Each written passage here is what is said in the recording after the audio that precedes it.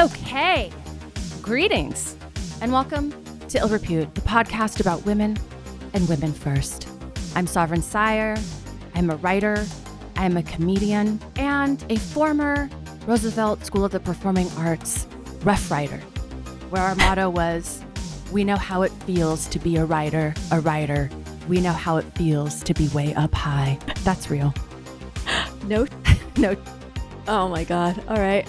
And I'm Ella Darling, a former librarian, a VR porn pioneer, and a world-class operator of your feelings. Hey. Yeah. I'll work them hard. I'll run them hard. I'll put them away. Yeah. Feeling good, feeling bad. I don't know. I'm going to hug you about it after, though. I don't know. Pulled that right out of my ass, as you could possibly tell. So, we here at Ill Repute support women's rights. But more importantly, hype that up. Let's take that back. No. Let's do it again. Let's do it again. We'll get it right. We here at Ill Repute support women's rights. But more importantly, we support women's wrongs. Now, which women's wrongs are we righting today, Savi? I love that I give you all the tongue twisters when you're the one that struggles like the most with it. I'm like, Yep. Let me give her all of the alliteration. Like, let me give her that one. Yep. Today we're finishing up talking about Big Gretch, Miss Madam Governor of Michigan, Gretchen Whitmer, affectionately known in Detroit as Big Gretch. In the last episode, we covered her upbringing, her early career, sort of getting into the law, creating a family, the very tragic death of her mother, and how all of that prepared her for holding the office of senator. So when we left, she had ascended the halls of power and had made it to senator of Michigan, where her primary focus was on education, healthcare parity, and reproductive rights. Those were her wheelhouse. And she kind of first made waves when in the Michigan House of Representatives, they were trying to pass what was being called a rape insurance bill, which essentially was that insurance companies or whatever could exclude abortion services from their coverage, and that women would be forced to purchase a rider that would pay for them to get that care elsewhere, which essentially would mean anticipating needing an abortion when any abortion is by definition emergency care. It is an unanticipated event. So they were calling it a rape insurance bill. And she came out publicly for the first time and talked about being raped in college and did it as part of her no vote for the record. So that would be on government record forever and ever and ever. And so that was kind of the first time people recognized that they had someone that was built a little bit different. That left us off at around 2014. So let us dive into part 2 of Gretchen Whitmer. This episode is titled Gretch Did. Hell yes, she did. After term limits forced her out of Michigan Senate in 2014, Whitmer briefly stepped back from electoral politics. However, she was drawn back into public service in 2016 when she served as the interim Ingham County prosecutor, stepping in to finish the term of a prosecutor who had resigned amid scandal. During her tenure as prosecutor, Whitmer made headlines for signing a warrant against Larry Nassar, the disgraced U.S. gymnastics doctor who had been sexually abusing athletes for decades. This role reinforced her commitment to justice and protecting vulnerable people, and it kept her in the public eye as a strong leader. As a side note, I just came across a TikTok that was the judge in the Larry Nassar case. They put music behind it, but they're like, when you know you're in trouble. And it's like the judge reading through the indictment, and then she looks over at him and she's like, you want to change your plea, don't you? Because you did it, because you're guilty and you did all of these things. You did all of it, didn't you? And he's just like, the look on his face. She's just like, you really want to go through this? Like, yeah. Damn. Yeah. It was ice cold. All right. So following the 2016 presidential election, which saw Donald Trump unexpectedly carry Michigan, Whitmer felt a renewed urgency to run for office again.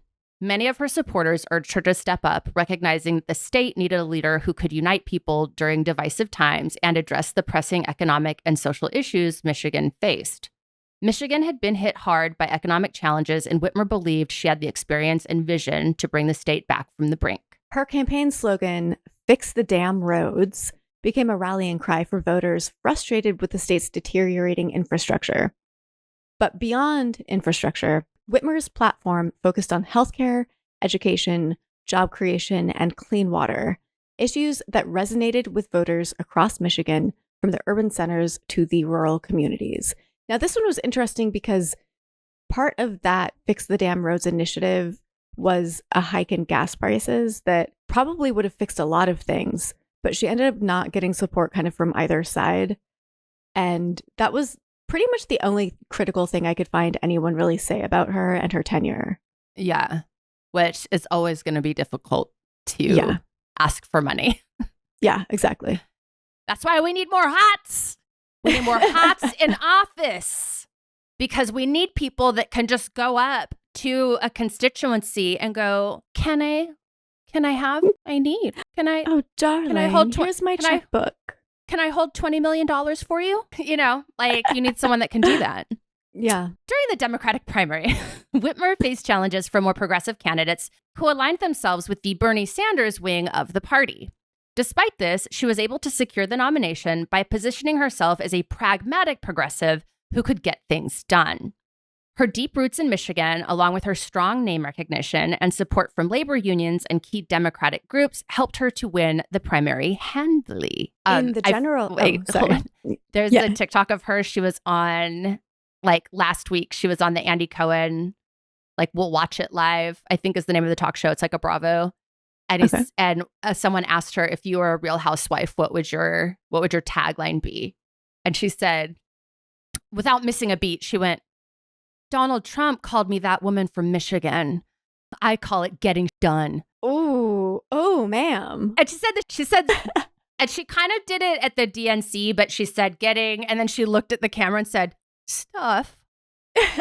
In the general election, Whitmer faced Republican candidate Bill. Is it Schwetta? Schwett? I think it's Shoot. Shoot. I feel like yep. Yeah.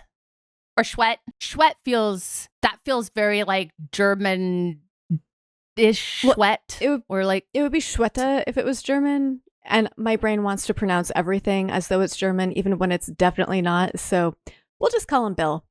Okay. A former Michigan attorney general who had strong ties to the Trump administration. The race drew national attention, with many viewing Michigan as a critical battleground in the broader national political landscape. Whitmer campaigned vigorously across the state, focusing on her ability to deliver practical solutions to everyday problems and addressing the frustrations many voters felt after years of economic decline and government dysfunction. One of Whitmer's key strengths was her ability to appeal to a broad range of voters. While Bill Shit tried to tie Whitmer to national Democratic leaders like Hillary Clinton and Barack Obama, let me do it like Trump does. Barack Hussein Obama. I feel like I want to say that now. Donald John Trump. Anyway, she maintained a focus on local issues, emphasizing that her campaign was about Michigan's future, not national politics. Her Fix the Damn Roads slogan became more than just a catchphrase. It symbolized her no-nonsense, results-oriented approach to governing. Whitmer won the gubernatorial race with a decisive margin, securing nearly 53% of the vote compared to 43%, which is a pretty sizable margin. Yeah. Her victory was part of a broader shift in Michigan politics, as Democrats also made gains in other state offices. Her win was seen as a rejection of Trump-style politics in Michigan, and Whitmer was praised for her ability to connect with voters across the political spectrum. Her appeal was so broad, she earned the nickname, as we mentioned, Big Gretch, and inspired rapper G. Mac Cash, a Detroit local, to produce a Pretty Bitchin' song about her, which I think we listened to last episode. We did. We listened to last week. He actually did a second one that we're going to listen to in a little bit that he did after her first term. in office talking, and it's called Gretch Did. And it's him just talking about everything that she did and got done, like in her first term. It's really touching. That's awesome. Yeah. So upon taking office in January 2019, Whitmer immediately set to work on her top priorities, including infrastructure, healthcare, and education. She faced a divided government with Republicans controlling the Michigan legislature, but she quickly demonstrated her ability to work across the aisle, securing funding for key projects and launching initiatives to improve the state's economy and address pressing social issues. Whitmer's first term as governor was marked by her ability to navigate a politically polarized environment while remaining focused on delivering results for the people of Michigan. Her leadership during crises, including the COVID-19 pandemic, would further solidify her reputation as a strong and capable leader, but it was her early focus on rebuilding Michigan's economy and infrastructure that set the tone for her tenure as governor. Whitmer's leadership during the COVID-19 pandemic stands out as one of the most defining moments of her career. As the virus spread rapidly across the United States in early 2020, Michigan quickly became one of the hardest hit states. The governor found herself in the national spotlight as she made difficult and at times controversial decisions to protect public health while managing the state's economy. I will say, like, she was one of the first people that was like, did hard ass lockdowns. But I want to say that when COVID hit Michigan, they had like 3 times the cases of anyone else. And they attributed that to the Detroit airport because it's such a hub. So like, while we don't think of people traveling to Michigan a lot, like that Detroit airport is enormous. And it's like everybody. It's like JFK or the one down in Houston or, you know, or like LA. It's like one of these, just like everything kind of goes through one of those airports. Right. So it's understandable because like while most states were barely starting to even see COVID, they were running out of supplies. They didn't have PPE. They were like slammed. So, because I think it kind of went, if I remember right, it sort of was like New York kind of was the first one that got really walloped. And then it was kind of like Michigan, because I think they were like number 2 or number 3 in terms of like how like rapidly it just jumped over. From the outset of the pandemic, Whitmer took an aggressive approach to slowing the spread of COVID-19. In March 2020, she implemented a series of executive orders that closed schools, banned large gatherings, and imposed strict lockdown measures across the state. Her Stay Home, Stay Safe order became one of the earliest and most stringent in the country, and while it was met with praise from some, it also ignited intense opposition, which, at that point, anybody trying to do right in the name of public health was facing the same. Whitmer's approach to the pandemic wasn't just about policy, it was deeply personal. As she watched the virus ravage Michigan's most vulnerable communities, particularly in Detroit and surrounding areas, she spoke with conviction about the need to prioritize health and safety. Quote, "People who are dead can't participate in economic activity," she famously said during an interview, explaining the rationale behind her tough decisions. Fair point, man. Yeah. Throughout this period, Whitmer faced fierce criticism from political opponents and even threats from extremist groups. The most publicized was a plot to kidnap and potentially assassinate her. Their plan involved kidnapping Whitmer from her vacation home, taking her to a remote location in northern Michigan, and either abandoning her in a boat in the middle of Lake Michigan or putting her on quote-unquote trial for alleged treason. I can only imagine how these individuals conceptualize their approach to jurisprudence in that case. Yeah. They had concepts of a plan. Oh God, it's terrifying just to think what might have happened to her. Since I first read the script, this is something that has stuck in my head. It was this particular so scary. Paragraph. It was so scary because it's one thing when people attempt to assassinate a male politician. It's horrible, but like there's something about targeting a woman and like that these 13 men were going to take this woman out into the middle of nowhere and like tie her up. Like they were going to sexually assault her.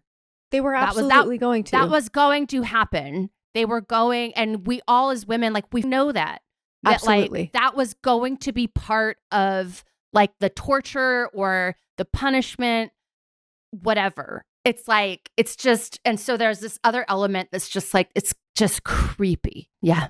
I remember when I first heard about it, I was like, that is terrifying. The plotters were motivated by Whitmer's strict COVID-19 policies, particularly the statewide lockdowns and restrictions she implemented to slow the spread of the virus. Many far-right and militia groups saw her measures as unconstitutional overreach, and their anger was fueled by the broader anti-government sentiment that had been growing among some factions across the country. Then President Donald Trump frequently targeted her in his public remarks, calling her that woman from Michigan and urging his supporters to liberate Michigan through protests. In April 2020, armed protesters stormed the Michigan state capitol, which many saw as a precursor to the violent plans later uncovered. The protesters carried signs and shouted threats, including direct calls for Whitmer's removal. This chaotic atmosphere created fertile ground for extremists to plot something far more sinister. And by the way, they were armed and stormed the Capitol. I mean, it was really horrifying. Men with assault rifles banging on the doors of the Capitol going, let us in. And it was like 1,000 people. People forget how wild the pandemic was, because I know we all want to forget collectively because it was such a show, but like, yeah. I think it's also important to remember as we're approaching an election how bad it was. And it wasn't just that Donald Trump is a crass, wet fart. It's like that people died, that people's lives were threatened, that people were bringing assault rifles to government places and trying to overthrow the government. It was really, really bad. And like, I don't think we'll survive having another 4 years of that. Mm-mm. It is very terrifying. A few days before we recorded part one, and it's been too long at this point to recall all of the details, but I was reading a report on how Trump's urging of people to go against state mandates ended up causing a significant number of like white Republicans to get arrested for literally violating state orders. So like he will tell his people to do with no care for the fact that they will absolutely go to jail for it, which is not news. It's just, I read that article right before we recorded and I thought it was illustrative of how much he cares about you. Just a regular Care Bear. We call him Convict Bear. The FBI became aware of the kidnapping plot through an informant who had infiltrated the group. As the plan developed, the group conducted surveillance on Whitmer's vacation home and practiced drills for their intended operation, including mock exercises involving explosives. The FBI, with the help of state law enforcement, moved in before the plot could be executed. And as dire as this is, the idea of these boot-mouthed, like thumb-looking idiots practicing they had concepts of a plan. They had concepts of a plan. No, the explosives were because they were going to like blow up a bridge. Like they were going to like drive her over a bridge and then blow up the bridge to like slow down law enforcement in case they were pursued. Which making a huge spectacle is one way to make sure the police don't know where you are. Like, God, it's not exactly a brain trust here. Well, that's why they were doing mock exercises to get it right. I wonder if they did trust falls. Oh, God. In October 2020, 13 men were arrested in connection with the conspiracy. 6 were charged in federal court for conspiring to kidnap Whitmer, while others faced state charges related to domestic terrorism. These arrests took place just weeks before the 2020 presidential election, underscoring the extreme political climate in the U.S. at the time. Whitmer, in response to the discovery of the plot, delivered a powerful address denouncing the rising tide of violent extremism and calling out then-President Donald Trump for failing to condemn such behavior. She argued that his rhetoric had emboldened extremists and contributed to the toxic atmosphere. We're going to watch a little. Earlier today, Attorney General Dana Nessel was joined by officials from the Department of Justice and the FBI to announce state and federal charges against 13 members of 2 militia groups who were preparing to kidnap and possibly kill me. When I put my hand on the Bible and took the oath of office 22 months ago, I knew What a this thing job to would have be to hard. say. Oh my But I'll God, be yeah. honest, I never could have imagined anything like this. I want to start by saying thank you to our law enforcement. Thank you to the fearless FBI agents. And thank you to the brave Michigan State Police troopers who participated in this operation, acting under the leadership of Colonel Joe Gasper. I also want to thank Attorney General Nessel and the U.S. Attorneys Burge and Schneider and their teams for pursuing criminal charges that hopefully will lead to convictions, bringing these sick and depraved men to justice. As a mom with 2 teenage daughters and 3 stepsons, my husband and I are eternally grateful to everyone who put themselves in harm's way to keep our family safe. 2020 has been a hard year for all of us. Hard for our doctors and nurses and truck drivers, grocery store workers. It's been hard for the teachers and students and parents.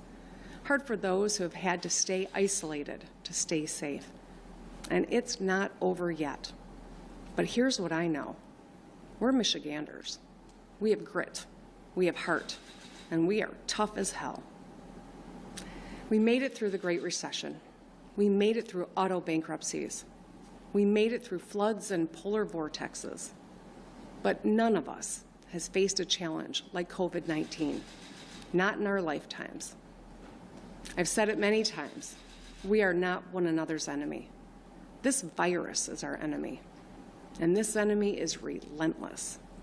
It doesn't care if you're a Republican or a Democrat, young or old, rich or poor.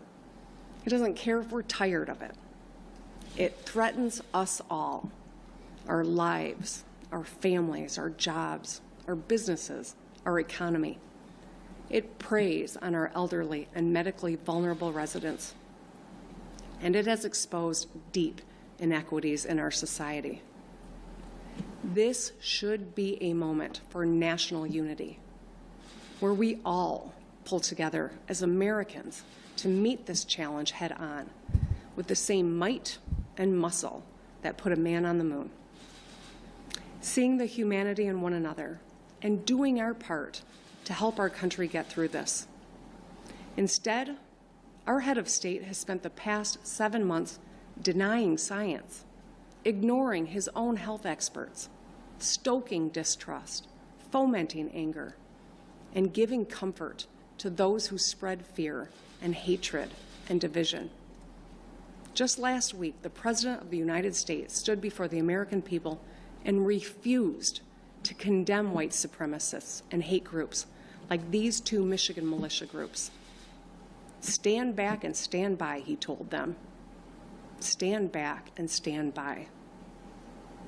Hate groups heard the president's words not as a rebuke, but as a rallying cry, as a call to action. When our leaders speak, their words matter. They carry weight. When our leaders meet with, encourage, or fraternize with domestic terrorists, they legitimize their actions, and they are complicit. When they stoke and contribute to hate speech, they are complicit. In 1981, President Ronald Reagan spoke to the NAACP's annual convention, and his comments stand in sharp contrast to what we have seen on the national and state level from his own beloved party in 2020. He said, "A few isolated groups in the backwater of American life still hold perverted notions of what America is all about.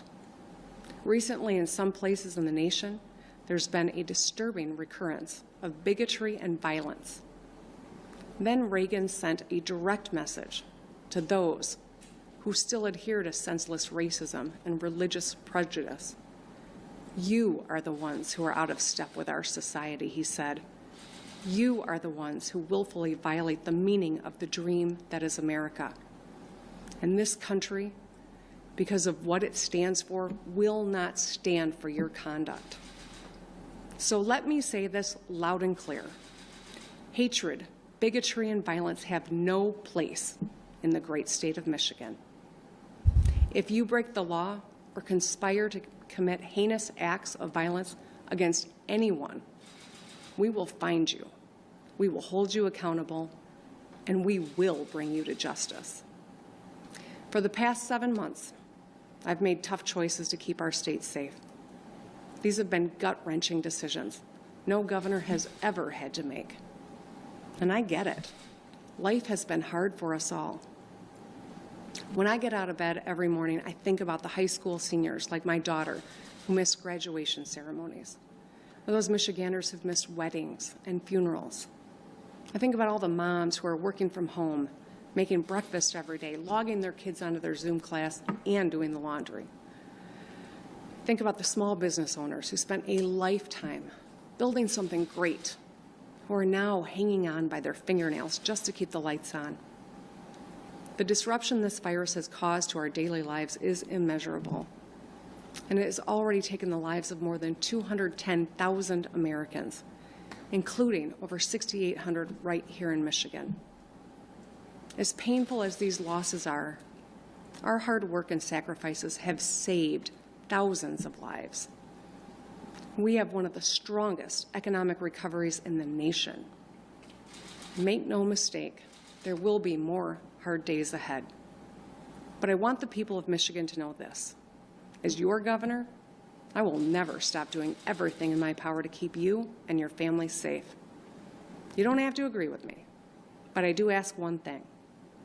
Never forget that we are all in this together. Let's show a little kindness and a lot more empathy. Let's give one another a little grace, and let's take care of each other. Wear your mask, stay 6 feet apart, wash your hands frequently, and look out for your neighbors. We are Michiganders. I know we can get through this. We will get through this. So let's get through it together. Thank you. The evenness in her voice when she speaks about the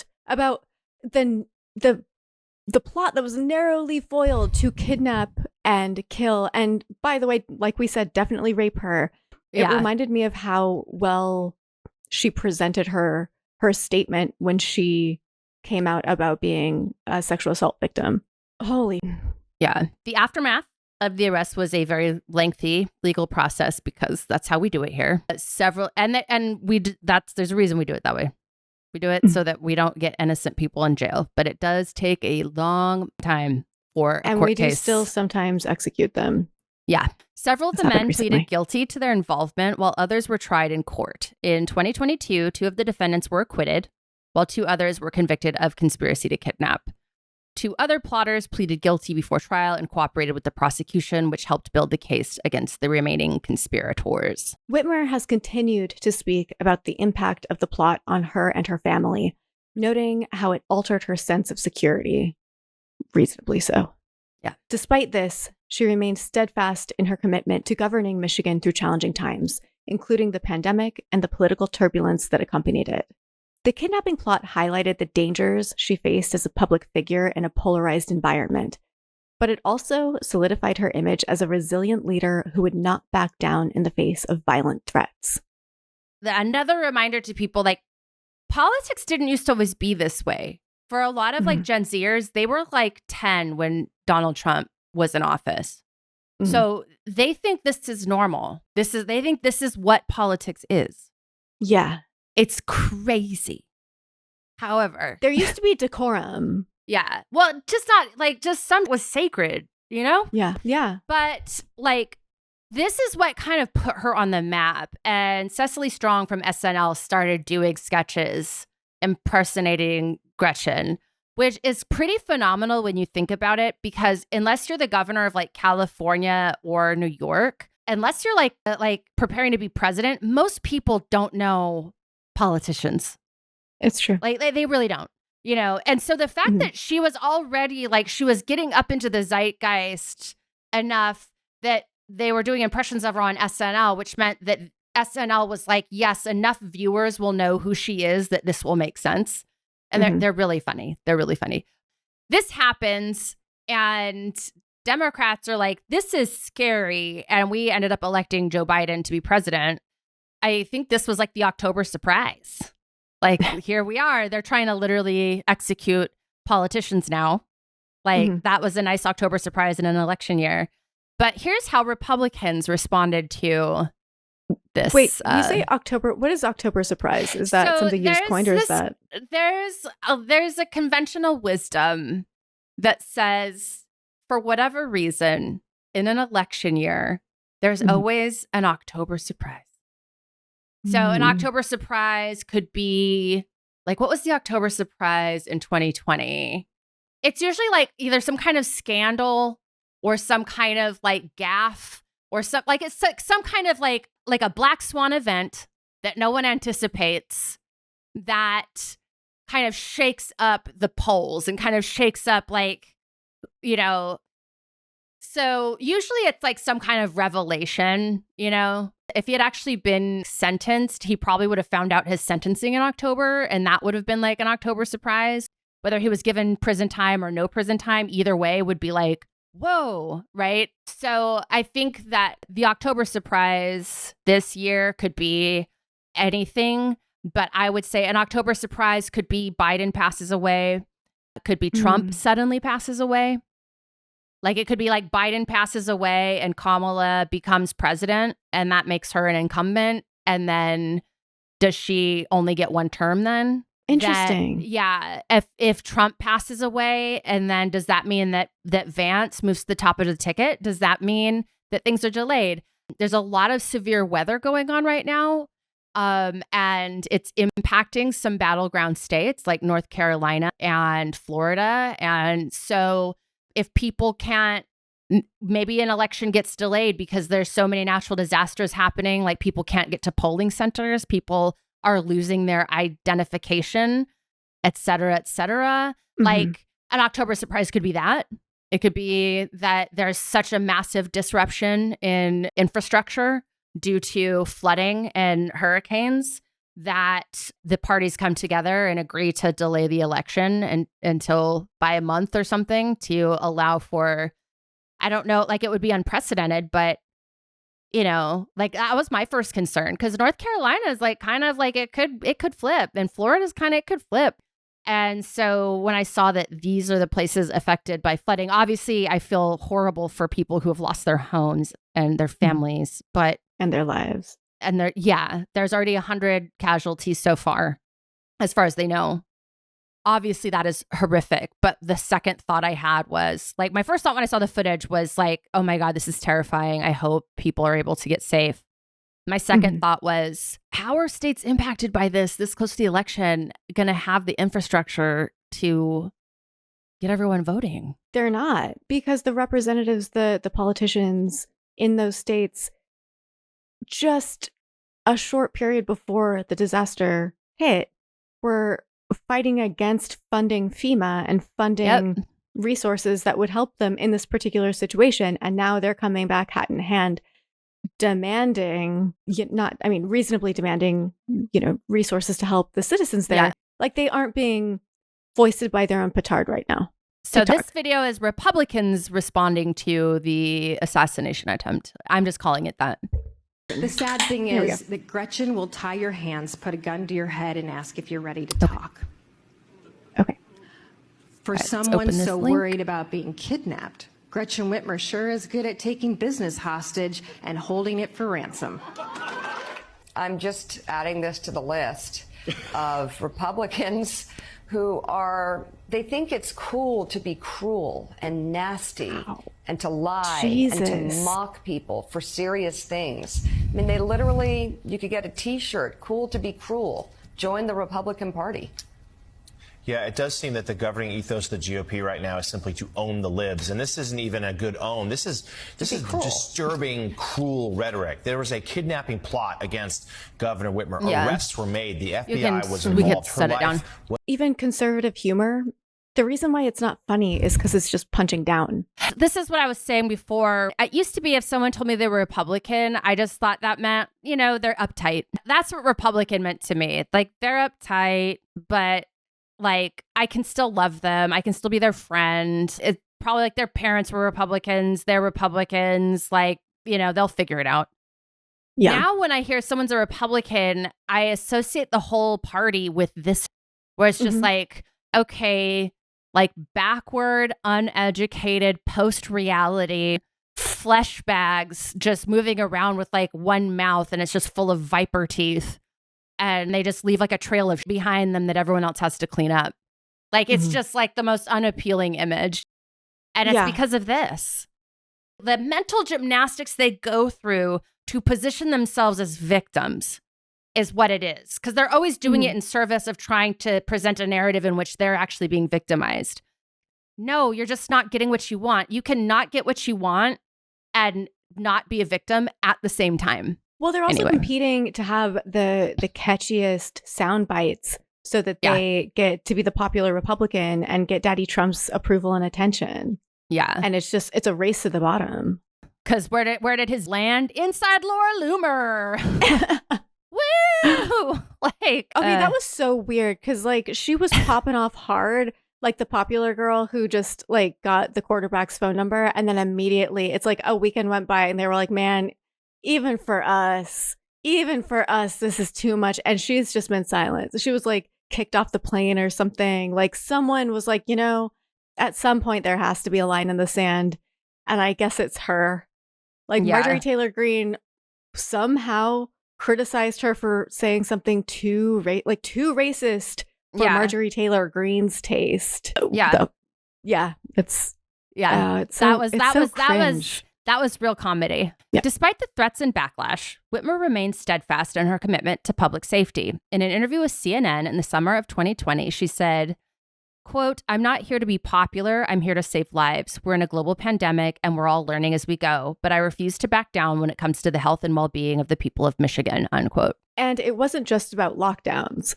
Under Whitmer's leadership, Michigan rapidly expanded testing and contact tracing efforts, especially in high-risk communities.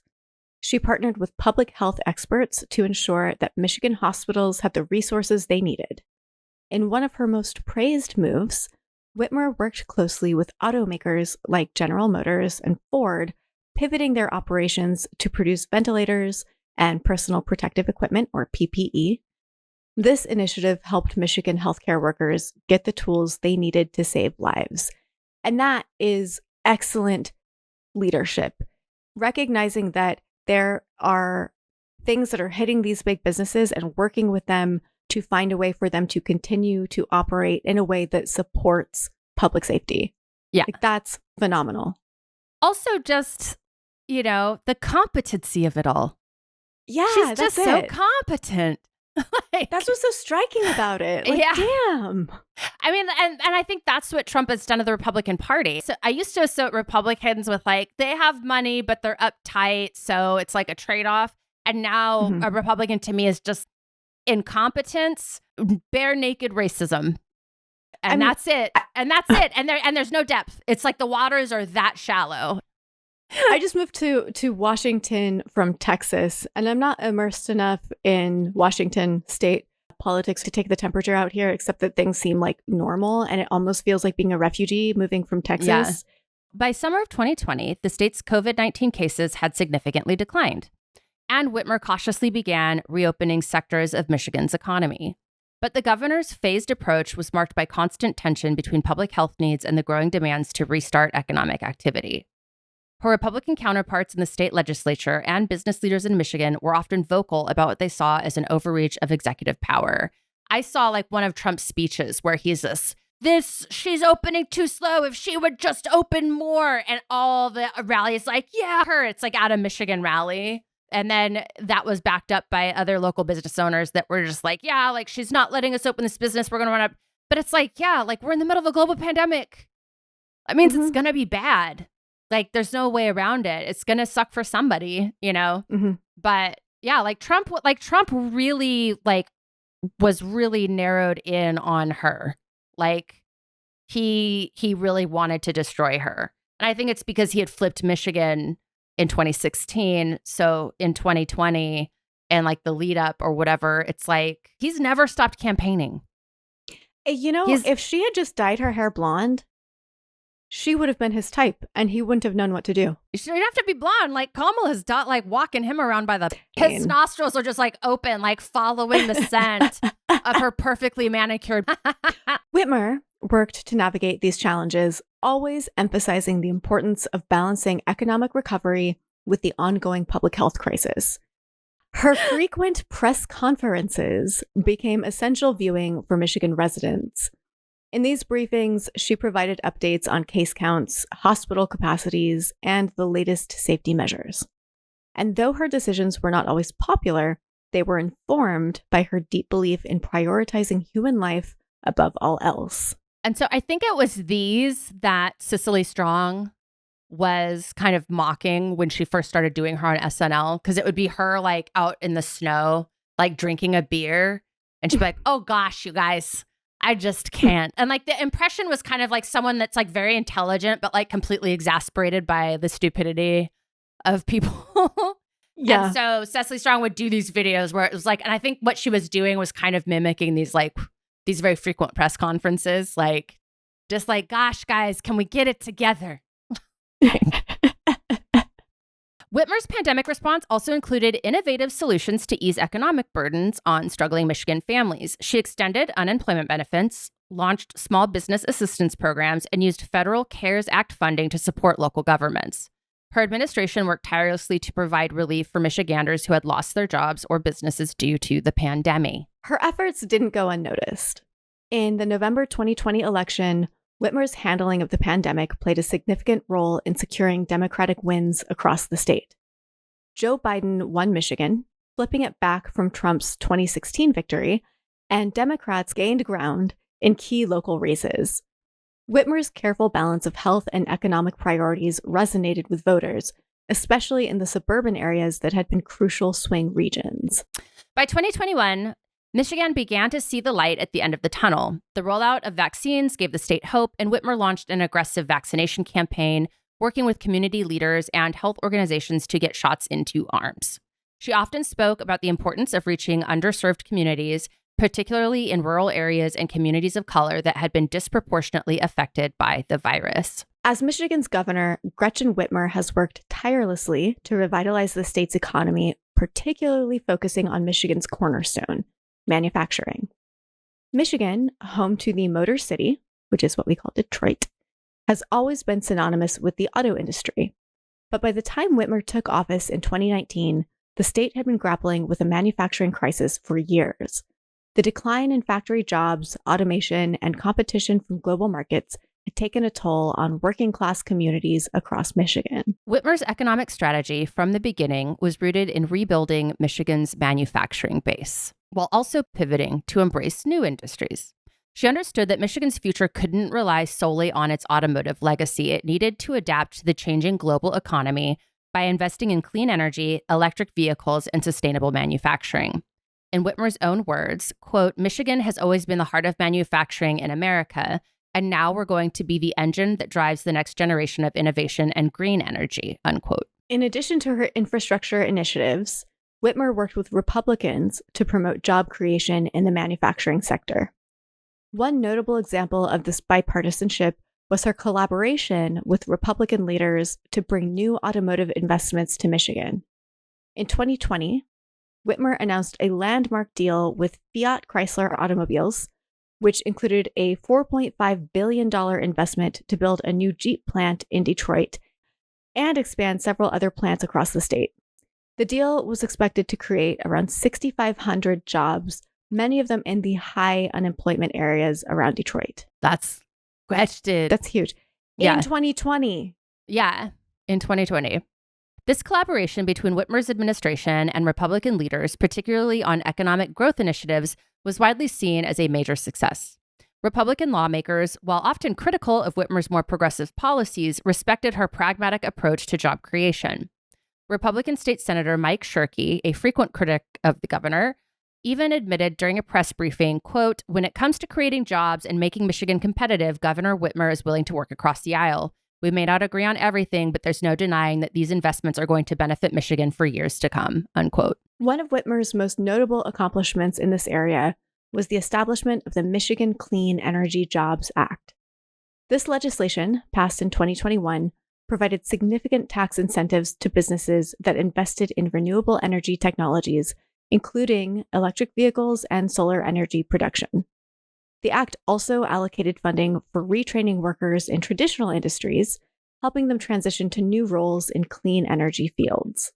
Again, competent as fuck. I never thought I'd be in a place where I'd be like, politicians, cool. All right. Her administration also worked closely with community colleges and vocational schools to provide training programs focused on advanced manufacturing and green technology jobs. These programs were part of Whitmer's broader plan to improve access to higher education and technical training. One of her key initiatives was the Futures for Frontliners program, which provided free college tuition to essential workers who served during the pandemic. The initiative not only showed Whitmer's commitment to supporting those who were in the front lines, but also served as a pathway for many Michiganders to gain skills in emerging industries. That's cool. Hell yeah. This is where we're getting into why she's so likable. It's fucking get done. The economic revival of Michigan wasn't just limited to large corporations and manufacturing plants. Whitmer placed a strong emphasis on supporting small businesses, which she saw as the backbone of Michigan's economy. Early in her tenure, she introduced the Michigan Small Business Relief Program, which provided grants and loans to help small businesses survive during the COVID-19 pandemic.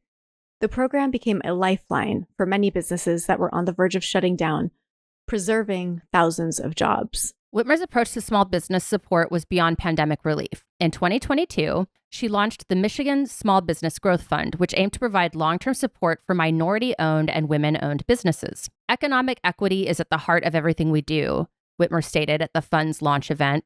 By supporting small businesses, especially those that have historically been overlooked, we're ensuring that all Michiganders have the opportunity to succeed.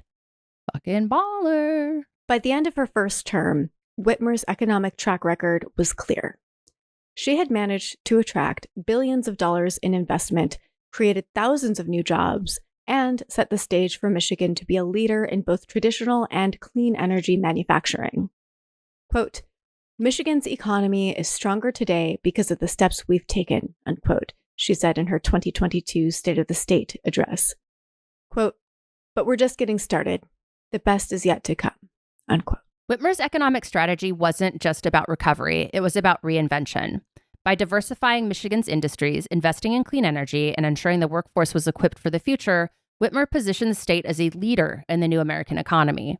By the time she ran for her second term, Michigan's economy was bouncing back and the state's vaccination campaign had gained momentum with millions of residents vaccinated by the fall of 2021. Her opponent in the 2022 gubernatorial race, Republican Tudor Dixon, which is a woman, I think was like a blonde lady, I think.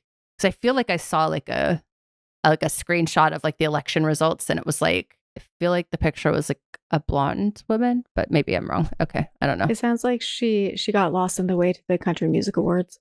Tudor Dixon frequently criticized Whitmer's pandemic policies, calling them draconian and... Okay, Tudor, define draconian on the spot. Define it. Define the word. I want Tudor Dixon on the spot, no dictionary, to define the word draconian because I am very skeptical that she knew what it meant when she said it. If you are a listener and you are like, but I don't know, it just means really harsh or really severe in terms of like it's policies.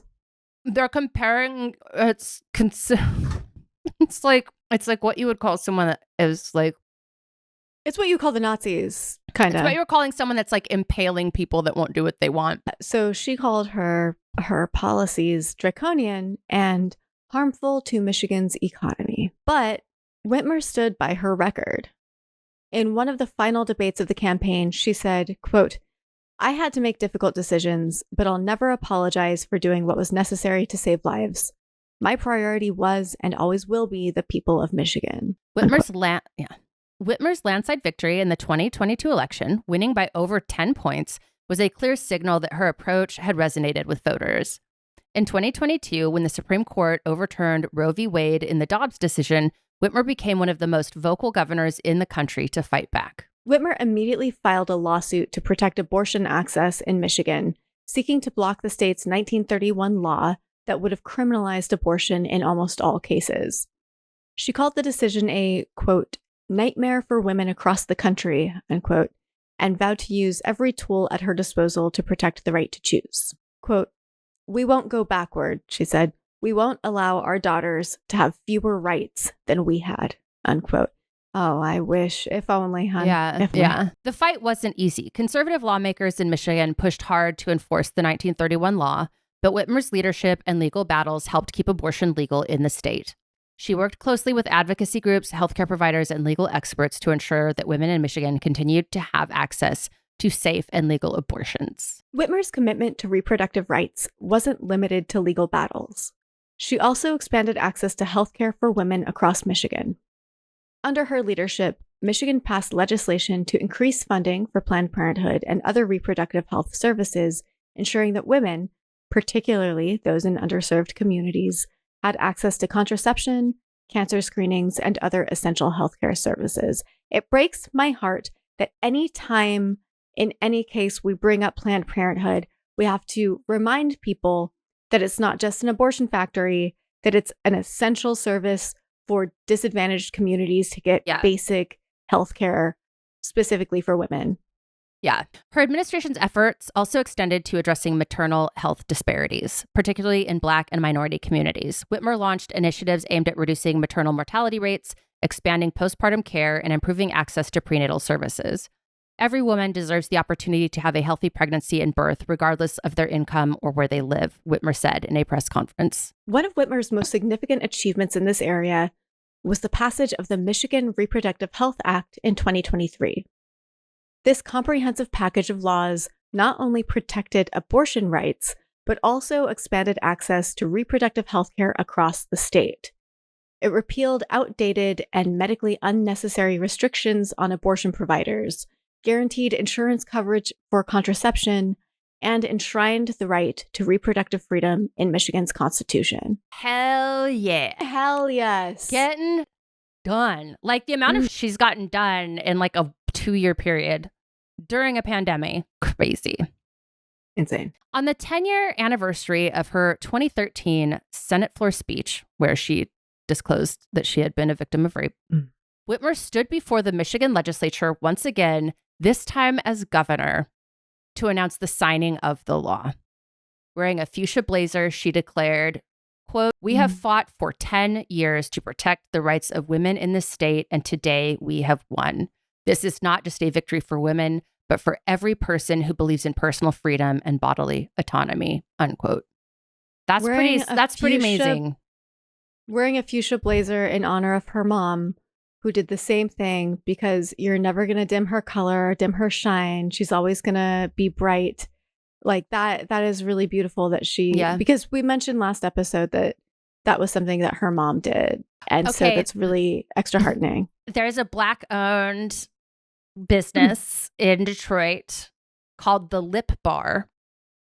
And she makes the signature fuchsia lipstick shade that Gretchen Whitmer wears. It's called Big Gretch. And she formulated it for Gretchen Whitmer. And it is what Gretchen Whitmer wears. And she said that. And that place is sold out of Big Gretch. So I'm just on a waiting list to get a tube of Big Gretch fuchsia colored lipstick. It would look great on you. I would order it just to have it, but it wouldn't hit the same on me. Whitmer's leadership on this issue has also made her a rising star in national politics. Her fight for reproductive rights, combined with her handling of the COVID-19 pandemic and her economic policies, has positioned her as a potential future contender for the presidency. Many see her as a trailblazer for women in politics. By 2024, Gretchen Whitmer had solidified her place as one of the most impactful governors in Michigan's history. Her ability to navigate crisis after crisis while still pushing for transformative policies had earned her the respect not just in Michigan, but across the country. Whether dealing with a global pandemic, fighting for reproductive rights, or leading Michigan's economic recovery, Whitmer has proven time and again that she was the leader for the future. In fact, after Joe Biden's poor debate performance against Trump, Gretchen Whitmer's name was floated around as a potential candidate. However, when Kamala Harris was endorsed by Joe Biden after he surrendered the nomination, Gretchen Whitmer was one of the first to endorse Harris. Because, of course, she did. Yeah. Rapper G. Matt Cash released another song about Whitmer this year called Gretch Did, as we mentioned earlier. And we're going to do it. Listen. Yep.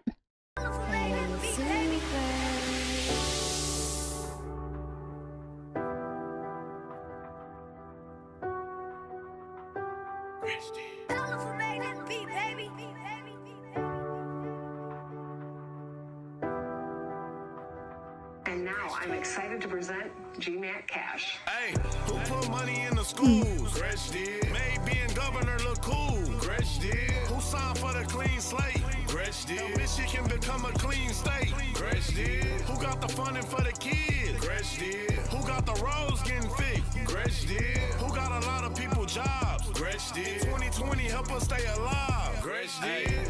Big Gretch back wrapping up her first term. If you don't know what she did, then you finna learn. The highest budget for the school so the kids can learn. And help people get jobs so they can live and earn. Cut taxes for the small business owners too. Big Gretch in the building, what you wanna do? Announce nearly 30,000 in auto jobs. Gretch will stay doing it for Michigan all the time. She got the workers out here fixing on the pothole. Had her throw on the buffs and I still got those. And she reduced Michigan debt by a couple billion. Big Gretch looking out for the people and the children. Put money in the schools. Gretch did. Made being governor look cool. Gretch did. Who signed for the clean slate? Gretch did. Michigan become a clean state. Gretch did. Who got the funding for the kids? Gretch did. Who got the roads getting fixed? Gretch did. Who got a lot of people jobs? Gretch did. 2020 help us stay alive. Gretch did. But that's like, it's very touching. Damn. Like, it's really like, it is that someone could be like that inspired by their politician. Yeah. Like, and like you can see it as a form of activism, like he's trying to present to his community, like all the good things she did in like a medium that he feels is going to make it like easier for them to like, when they're going to the polls, it's like, yes, she did all of this stuff in like a term, you know, but also it's just kind of like, I think the same reason I'm so in love with Kamala is like, we've just been eating a sandwich for so long and in the viper pit for so long that just seeing like any kind of just like genuine, like positive anything is just such a relief. It's so refreshing to be like, this is great. She's great. Things are good. You know, like it's like someone going like, things are great. Like, like this person was good at their job and like we should be talking about that. And like just I'm gonna put this in a song so when it's time to vote, you remember, you know? Just to have somebody who is so competent, so good at their job, so good at representing their constituency, their state, their country in a way that doesn't need to lose time to this like vitriolic, just grandstanding, name calling, you know, race to the bottom. Like when a candidate doesn't even need to spend time refuting the nonsense because like they have much more important stuff to talk about because they actually are doing planning. They have policies, they have plans of action that they are going to enact, that they have done, that they are going to continue doing. When you have that, like you were saying, for a current, like the latest generation of voters that are just now coming of age, they don't realize that this isn't how it's always been, that this isn't how it's supposed to be. And seeing a return to some modicum of normalcy, where we can look to our politicians as people who are, you know, for better or worse, someone who's esteemable. Yes, exactly. Prestigious, esteemable, respectable, well-regarded, honored. When you don't have to use the word kayfabe to describe how they conduct themselves. What's kayfabe? You know? Okay, so in wrestling, the kayfabe is sort of the narrative. Oh, okay. I get you. All right, well, that was Big Gretch. So you can support us on patreon.com. We are occasionally dropping in bonus episodes. We dropped one of us reacting to the debates. We dropped one for part 1, Gretchen, and this week we'll drop one for part 2. We had a little little discussion up front about how to write a joke. Should be fun. We have a subreddit. It's Ill Repute Podcast. You can go in there. People challenged me. They're like, hey, I didn't agree with what you said about Hillary Clinton. And I was like, you know what? Thank you for listening. Let's talk about it. I'm down. I love that. Just be respectful. Just be respectful. But you're just like, yeah, like I want you to go in there and like have a discussion and yeah, you know. He felt I was I'm slowly. They felt I was a little hard on. I don't know if they're male or female. They felt I was a little hard on Hillary Clinton, and I could see that. And then I countered. It wasn't that she stayed with her cheating husband because that's personal. It was that it seemed like she really went for Monica Lewinsky, who even as a kid, I recognized was a child. Yeah. Like, and I was like, I don't know, 8 or 9. Like, I was young when that whole, like, I didn't even, you know what I mean? But like, I was like, how is this the girl's fault? Like, she's like a student, isn't she? Because I didn't know what an intern was. I was like, she's like a student, right? Like, what?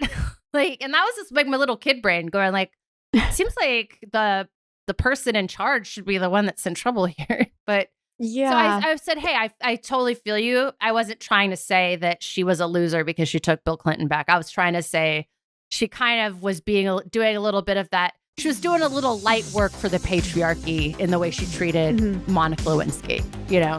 Yeah, Monica Lewinsky didn't swear in front of God and everyone in your family. And even then, like, if someone takes back a cheater, like, that's between them and their relationship. Like, that wasn't what I was judging. I was but coming after the affair partner. Like, I was kind of more just like, you could have just said nothing. Show notes will have the sources as per usual. Please support us on Patreon, get some bonus content, and please join our subreddit and leave comments, and please subscribe, rate 5 stars. And if you love the show and you feel comfortable doing so and you haven't already done so, text 5 of your friends about the show, or like send a link and be like, hey, I love this podcast, you should check it out. Only if you feel comfortable doing it, only if you haven't already done it.